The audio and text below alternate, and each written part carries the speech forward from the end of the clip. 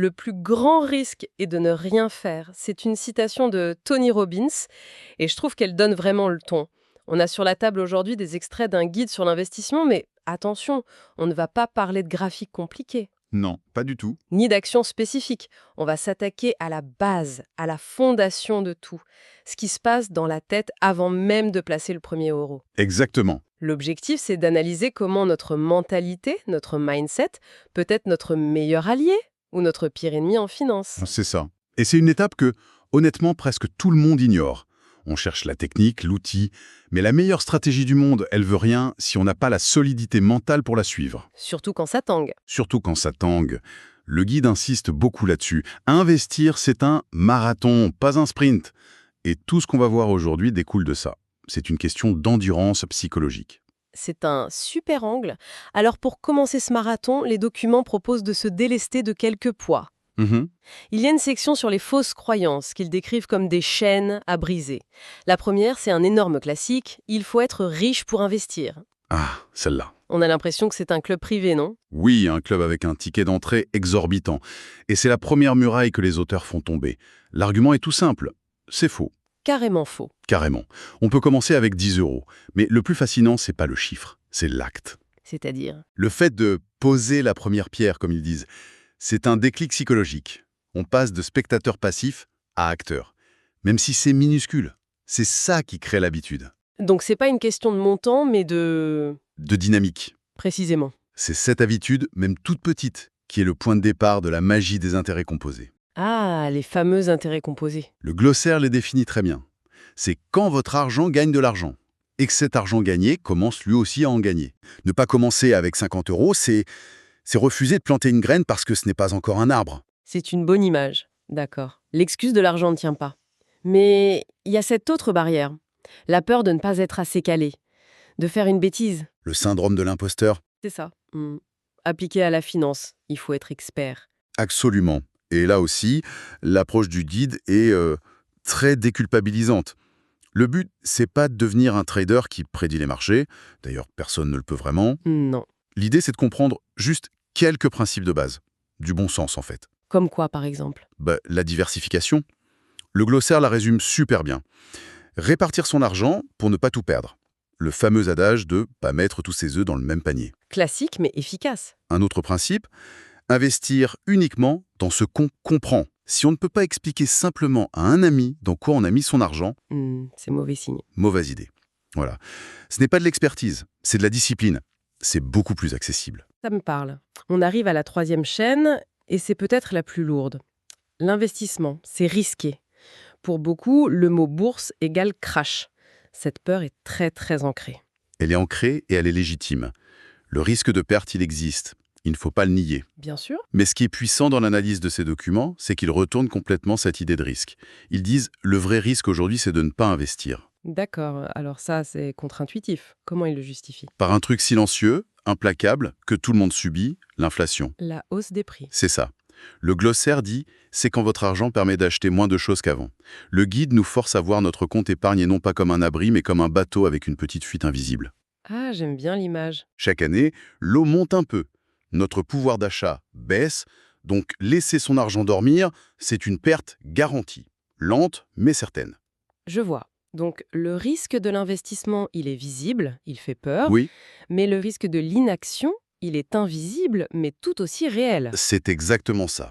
Le risque en investissement, il se gère. On en a parlé. Diversification, horizon de temps long, on peut l'atténuer. Le risque de l'inflation, lui, on le subit. Passivement. On ne peut pas négocier avec. Non. Le but premier de l'investissement, c'est même pas de devenir riche. C'est d'abord de colmater cette fuite. Cette perspective change tout. Ça m'amène à la dernière excuse, l'excuse ultime, je n'ai pas le temps. Ah oui? Et là, la source est assez directe. Je cite, vous avez scrollé 1 heure sur Instagram hier soir, donc le temps vous l'avez. C'est un peu brutal, mais ça fait mouche. Carrément. Parce que ça nous renvoie à nos choix. Au fond, c'est jamais une question de temps, c'est une question de priorité. L'idée, c'est de voir le temps passer à se former à ses finances, non comme une corvée, mais comme l'investissement le plus rentable qui soit. Quelques heures, et ça peut transformer une vie. Et après, le temps devient notre meilleur allié. Grâce aux intérêts composés. Toujours eux. Chaque année d'attente, c'est une année de cet effet de levier exponentiel qui est perdu. Pour toujours. Parfait. Alors, imaginons, les chaînes sont brisées. On est convaincu. Par où on commence? C'est quoi les principes directeurs? Le marathon peut commencer. Exactement. Les documents citent Benjamin Graham. En bourse, vous avez deux choix. Vous enrichir lentement ou vous appauvrir rapidement. Ça pose le décor. Ça calme, oui. Et dans la liste de principes, deux m'ont vraiment interpellée. Le premier, les crises offrent souvent de belles opportunités. Ça, c'est sans doute le plus dur à appliquer émotionnellement. L'instinct, quand tout est rouge, quand les médias paniquent, c'est de fuir. C'est de tout vendre pour sauver les meubles. Exactement. Comment on peut voir une opportunité au milieu d'un incendie? C'est ça, la question. C'est là que le marathonien se différencie du sprinter. L'investisseur à long terme, il apprend à voir la volatilité. Ces grands mouvements de prix. Voilà. Il apprend à voir ça non pas comme un bug, mais comme une caractéristique normale du système. Et du coup, une baisse de marché, pour quelqu'un qui a une vision sur 10, 20 ans, ce n'est plus une perte, c'est une période de solde. La période de solde. J'adore l'image. C'est qu'une chance d'acheter les mêmes actifs de la même qualité, mais moins cher. Mais il faut avoir le cœur bien accroché pour faire du shopping quand tout le monde crie au feu, non? C'est là que tout se joue. Et c'est pour ça que la psychologie est la clé de tout. D'accord. Ça demande d'avoir une stratégie claire, définie à l'avance, à tête reposée, et de s'y tenir. C'est un changement de paradigme complet. On ne subit plus la volatilité, on l'utilise. Ça marche. Le deuxième principe qui m'a semblé aller à contre-courant, c'est le crédit peut accélérer votre enrichissement s'il finance un actif. Ah oui, la dette, le grand tabou. On grandit souvent avec l'idée que le crédit, c'est le mal. Et c'est une simplification dangereuse. La source nous invite à faire une distinction capitale définie dans le glossaire entre un actif et un passif. D'accord. Rappelons ce que c'est. C'est simple, mais fondamental. Un actif, ça met de l'argent dans notre poche. Un passif, ça nous fait dépenser de l'argent. Des exemples concrets. Bien sûr, un crédit pour acheter la dernière télé 8K, c'est une dette pour un passif. La télé perd de la valeur et coûte de l'argent. Ok. Un crédit pour acheter un appartement à louer, c'est une dette pour un actif. L'appartement génère un loyer qui rembourse le crédit et peut même dégager un bénéfice. Je vois. Dans un cas, le crédit appauvrit. Dans l'autre, il devient un effet de levier. On utilise l'argent de la banque pour construire son propre patrimoine. Le crédit, c'est un outil, ni bon ni mauvais. D'accord. Donc, si je résume cette partie, vision long terme, voir les crises comme des soldes et comprendre que la dette peut être un accélérateur. C'est une sacrée reprogrammation mentale. C'est une reprogrammation complète, oui. On passe d'une logique de consommateur à une logique d'investisseur. D'accord. Mais tout ça soulève une question importante, celle de la responsabilité. Les sources sont très claires là-dessus. J'aime beaucoup la citation de Charlie Munger. « Prenez les idées là où elles sont, mais utilisez votre propre cerveau pour les assembler. » C'est la clé. Ça implique que le but de ce genre d'infos, c'est pas de donner des réponses toutes faites. Non, c'est pas une recette de cuisine. Exactement. C'est pas un conseil financier personnalisé. C'est une question d'honnêteté. La situation de chacun est unique, les objectifs, la tolérance au risque, tout est différent. Donc, l'idée n'est pas de copier-coller une stratégie, Surtout pas. mais de s'approprier les concepts pour construire la sienne. C'est le message central de cette section. Il s'agit de devenir l'architecte de sa propre stratégie financière. C'est un message de responsabilisation, pas de peur. Quand on lit « Les performances passées ne garantissent en rien les résultats futurs », Ce qui fait toujours un peu peur. ça ne veut pas dire « n'investissez pas ». Ça veut dire « comprenez les mécanismes, mais restez critique et maître de vos décisions ». Et la phrase finale de cette partie est sans appel. L'investisseur reste seul responsable de ses choix. C'est un peu intimidant quand même. Ça peut l'être.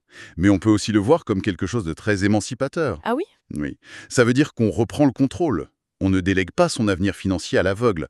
On utilise les infos, comme celle-ci, pour se forger sa propre conviction.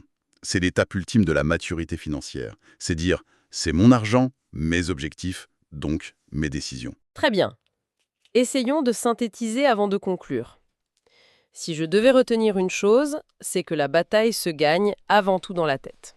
C'est le terrain de jeu principal. Tout part de là.